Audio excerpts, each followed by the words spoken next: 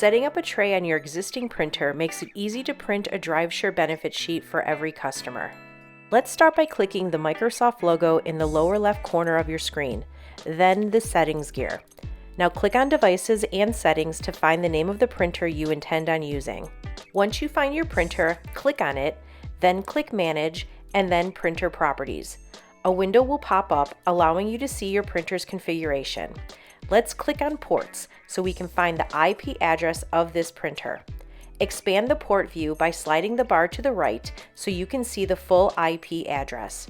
Write this number down. You will need it in a moment. Now, click on the General tab to identify your printer driver. Write this name down. You will need this in a moment. Finally, click Print Test Page so you can confirm that this is the printer you are going to configure. Once the page prints, click Close and we can move to the next step. You are now ready to configure your printer tray. Click Add a printer or scanner and allow the printer to search for all available options. Scroll to the very bottom of the list and click the link that reads, "The printer that I want isn't listed." Look for the last option that reads, "Add a local printer or network printer with manual settings." If this option is not available, you will need to stop here and contact your network administrator to finish this process. If it is available, select it and click Next. Now, select the option to create a new port, then select Standard TCP/IP port and click Next. Here, you will enter the IP address that you wrote down in the first step. As you type, you will notice the computer automatically adds an underscore followed by a number in the port name field. In this example, the number is 2, but yours will probably show a 1. This is expected. Leave the box checked to query the printer for an existing driver. Now you can click Next. You will see a list of printer drivers. Select the one you wrote down a moment ago, then click Next. Your computer should automatically detect the existing driver. Select the first option to use the driver that is currently installed and click Next. It's time to name your printer. We recommend naming it DriveSure, followed by a hyphen, followed by the actual name of the printer.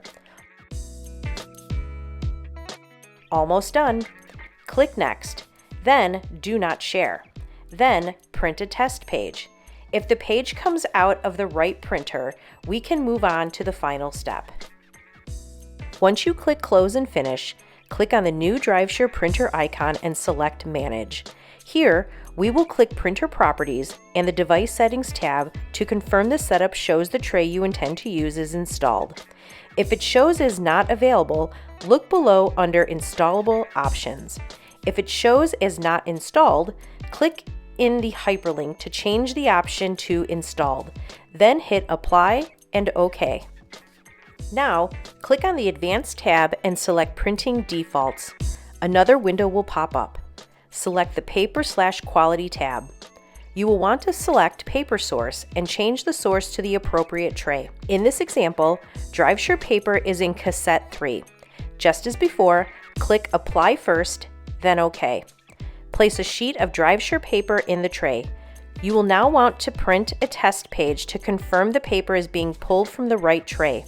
If the test page prints on the DriveSure paper, you're almost done. Final step is to confirm the printing preferences saved properly. You can check this by clicking Printing Preferences, selecting Paper/Quality again, and viewing to be sure the default is the new tray. If not, you can change it here. That's it. Now you have a dedicated tray for your DriveSure paper.